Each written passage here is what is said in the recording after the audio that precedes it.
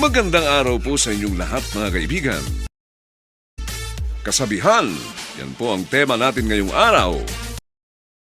Dito pa rin sa Komedya ng Taon, Kinat, Kinat, Kinat! Kalendarya ni Aling Teria.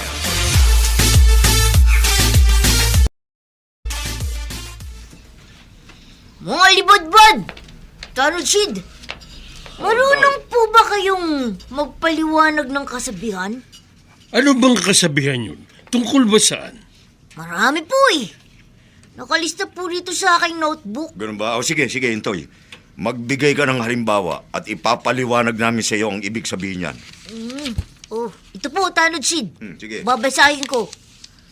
Ang lumalakad ng matulin kung matinik ay malalim. Madali lang ang ibig sabihin niyan, Intoy.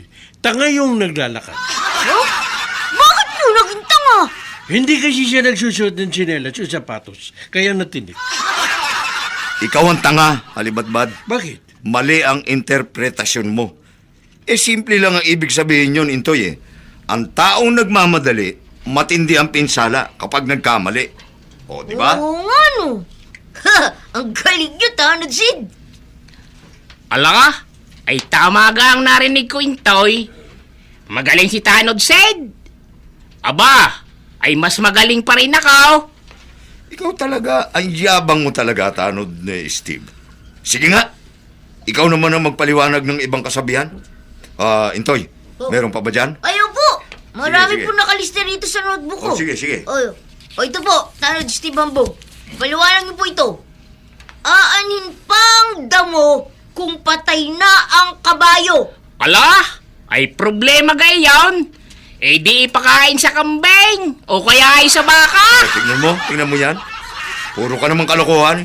Ang layo ng sagot mo eh. Oo nga naman, Tanod Steve. Namimiloso po ka. Ay bakit ga? Tama naman ang sinabi ko eh. Sige. Iba na lang. Magbasa ka uli ng panibagong kasabihan, Intoy. Ako naman ang sasagot.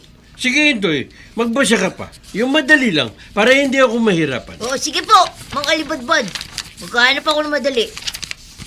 O ito po, may nakita na ako. Pero English po eh. Sige, Intoy. Kapag hindi alam nitong si Alibadbad, ako ang sasagot. O sige po. Ito na po babasahin ko. Sige. Don't do unto others. Huwag mo nang ituloy. Alam ko ng kasunod. Kabisado ko yan. Don't do unto others what you can do for today.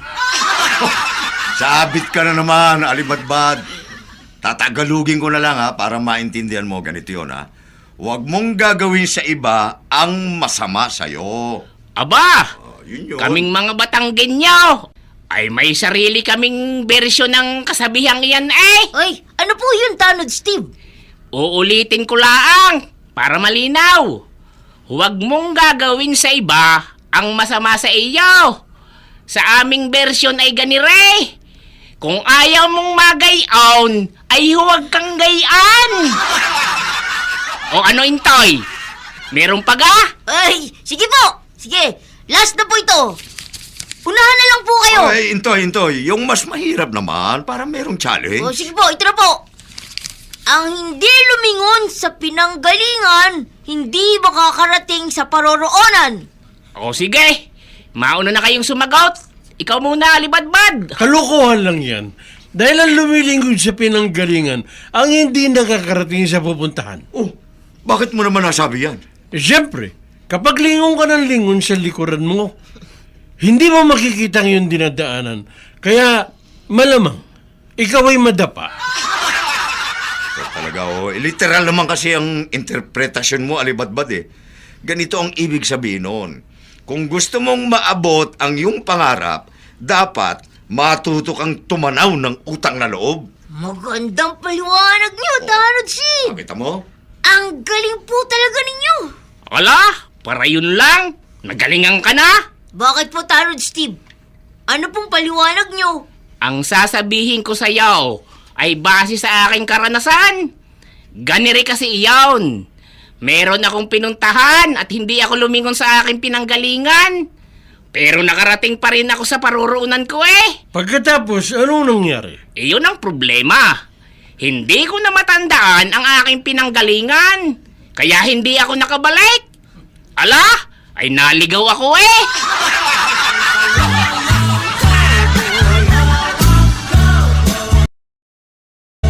May baril walang bala, may bulsa wala namang ako nga ang cowboy. Laging nag-iisa, ang kabayo ay wala. Ang aking brief ay butas pa. Ano ka mo, Intoy? Nagpunta ka rito para lang tanungin kami tungkol sa mga kasabihan? Opo, Aling Sulen. Gusto ko pong malaman ng paliwanag ng iba't ibang kasabihan. Yun lang naman pala, Entoy eh. Sige, magbigay ka ng halimbawa. Sige po, ito po ang una. Pagkahaba-haba man daw ng prosesyon, sa simbahan din ang tuloy. Ang ibig ang sabihin niyan ay ganito. Kahit paanong mangyari, dadalhin ka pa rin ng tadhana sa iyong takdang kapalaran. Wow! Ang lalim naman, Aling Sulen.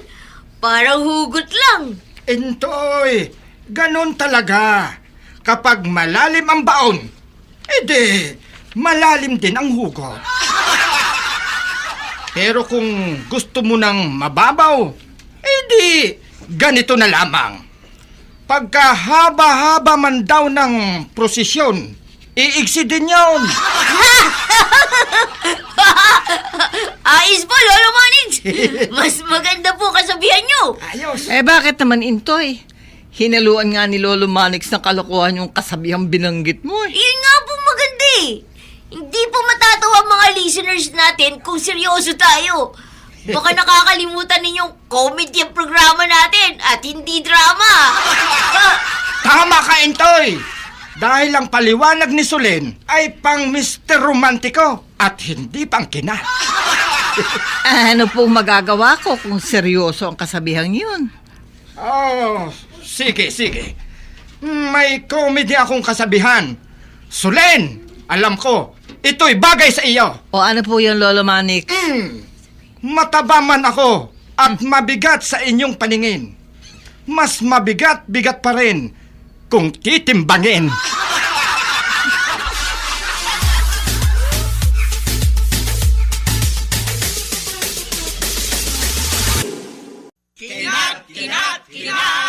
Tuloy na ang kinat! Kinat! Pakinggan ang kinat! Anong ginagawa niyo sa harap ng salamin? Nakikita mo na ngang nagpapaganda, nagtatanong ka pa. Aba, maganda sagap ng pandilig niyo ngayon ah. Hindi lobat ang tenga niyo. Siyempre naman, katatapos ko lang mag-recharge ng aking tenga kaya naka-full bar ako. Ano? Meron na po kayong charger ng tenga?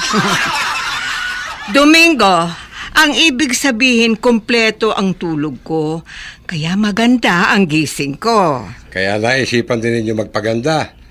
Kung sa bagay, ganun talaga ang mga pangit, nagpuprosiging magpaganda.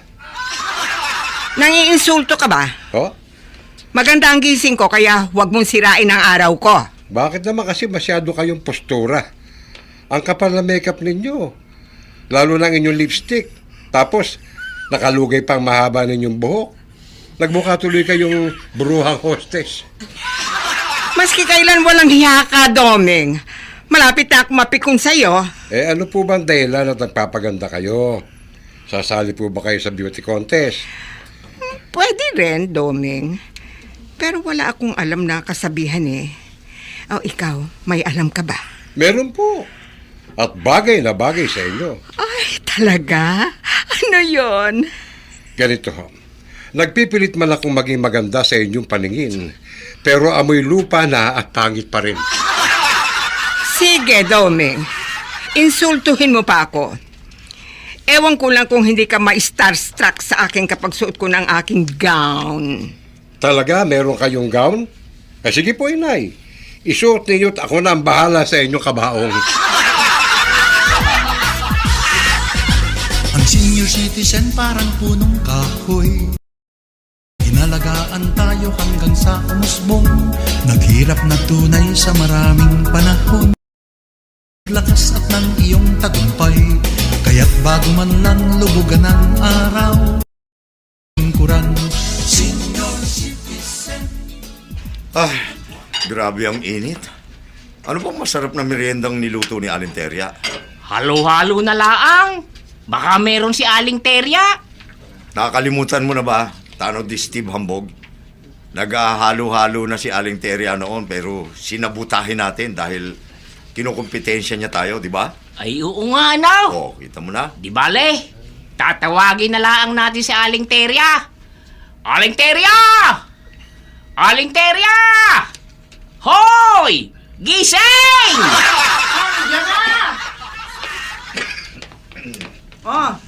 Grabe naman kayo makatawag. Kala mo, lagi emergency.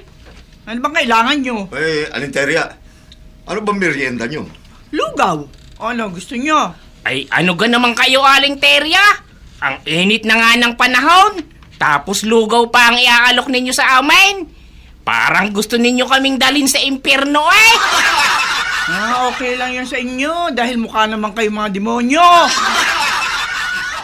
Ano? O-order ba kayo o hindi? Mainit nga ang lugaw, Aling Teria. Wala ba kayong malamig? Dali lang yun eh. Kung gusto nyo ng malamig, o edi ice lugaw na lang. Ano? Ice lugaw? Mayroon kang gayon? Oo naman. Sus, dali-dali. Palalamigin ko yung lugaw, tapos ilalagay ko sa freezer. O di ba ice lugaw na?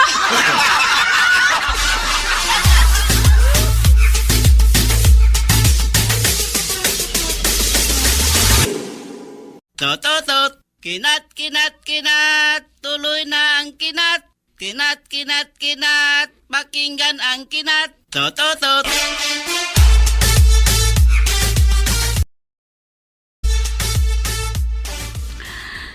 Alibadbad! Hindi muna ako magbabayad ng hulog ko. Bakit? Aling Madonna? Anong problema? Marami kasi akong pinagkakagastusan eh. Kaya, pass muna ako. Uy! Aling Madonna? Oh, Ito'y utang. Hindi ito pusildos, kaya bawal ang pass. grabe ka, Alibadbad. Ngayon lang naman ako papalya. Dodoblehin ko naman bukas eh. Hindi nga po pwede, dahil ikaw ang buwan ng mano ko.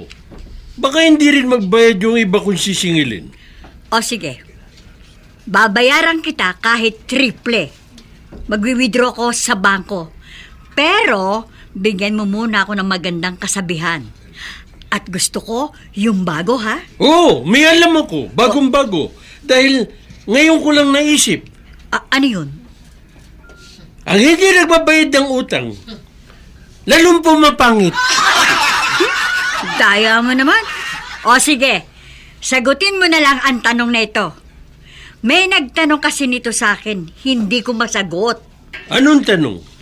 Kung mamamatay ka bukas, bakit hindi pa ngayon? Ay, huwag ngayon, Aling Madonna. Ha? Sa isang buwan ka na lang mamatay. Kapag bayad ka na sa utang mo. Pito, bago magwalo-walo. Pito, bago magwalo-walo. Pito, bago magwalo-walo. Kapitan Doming, mukhang problematic kayo. Oo, Alibadbad. Madidelay kasi sahod namin eh. Huwag kayong mag-alala, Kapitan. Maniwala na rin kayo sa kasabihan at akong bahala sa inyo. Anong kasabihan? Ang taong nakikipit, sa Bombay lumalapit. Huwag na, uy. Sa laki ng patong ninyong interes, lalong nagigipit ang mga umuutang sa inyo. Hindi marami na nga kami natulungang maliliit na negosyante.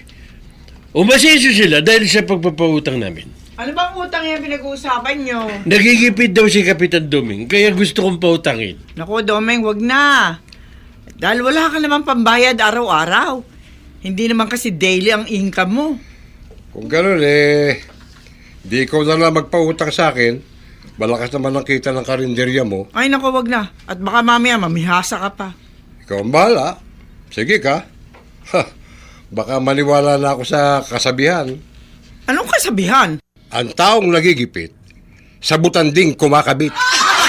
Subukan mo lang, Domingo. Dahil meron din akong pinaninindigang kasabihan. Ha? Ano naman kasabihan yun? Kapag sa butanding ka kumabit, mapuputo lang iyong lawit! Pilay ko.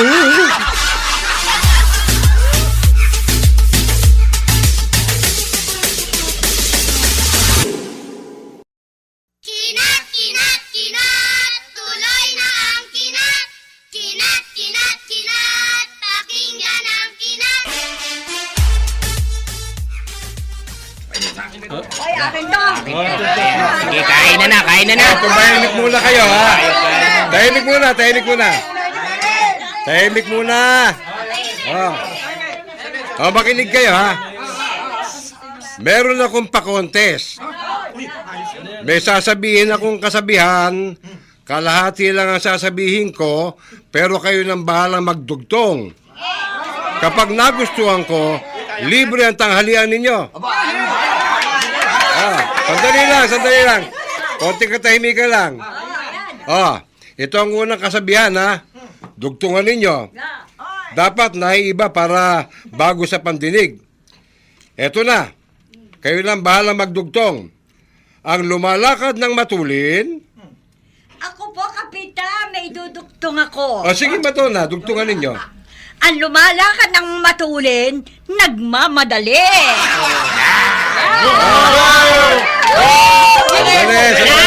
Wala. Hindi maganda masyado eh. Ay, di ba? Common na common. Dapat naiiba. Ako, Kapitan. May kakaiba akong naisip. Ano po yun, Lolo Manik? Heto Ang lumalakad ng matulin, hinahabol ng aso.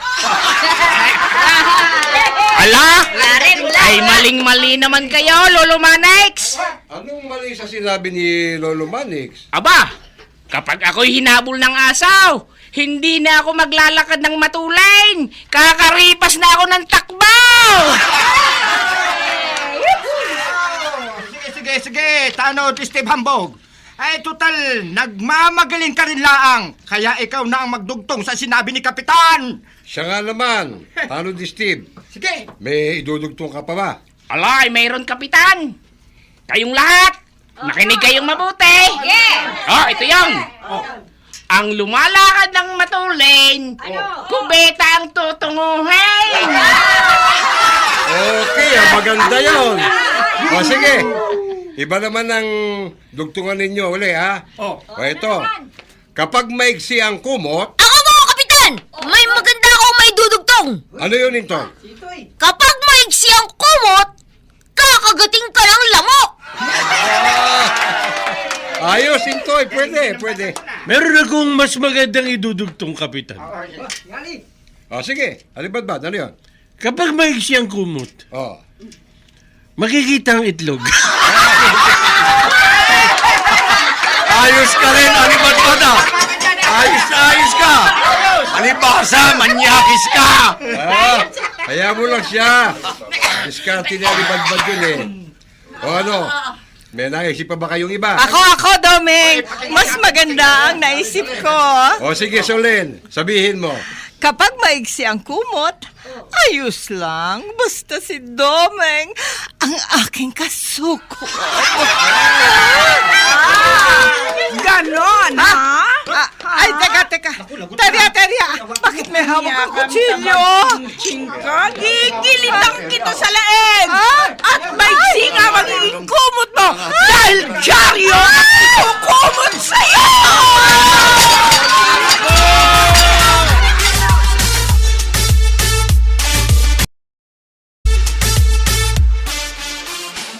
Ano mga dabarkads? May alam din ba kayong iba't ibang kasabihan? Ibahagi naman nyo sa amin para meron kaming matutuhan. Hanggang sa muli po, patuloy tayong maglibang sa pakikinig ng numero 1 komedya ng bayan. Kinat Kalendarya ni Aling Terya. Ang mga nagsiganap sa ating pagtatanghal ay sina Ben Mercado, Betty Rojas, Vilma Borromeo, Rose Tonido, Jerry Mutia, Dante Castro, Lolita Del Mundo, Eddie Legaspi, Toti Sandoval, at si Susan Robles. Bilang Telia, dilapatan ng tunog ni Bernie Bascao. Superbisyong teknikal ni na Eric Lucero at Bong Muyar. Sa musika ni Buboy Sanonga, sinulat para sa radyo, Toti Sandoval. Katulong sa produksyon si Anching Cruz. Sa direksyon ni Phil Cruz. At pangkalahatang direksyon ni Salvador M. Royales. Ito po ang inyong kaibigan, June Martin Legaspi, laging nag-aanyayang samahan niyo po kami tuwing tanghalian. Dito lamang sa Kinat Karinderya ni Aling Telia.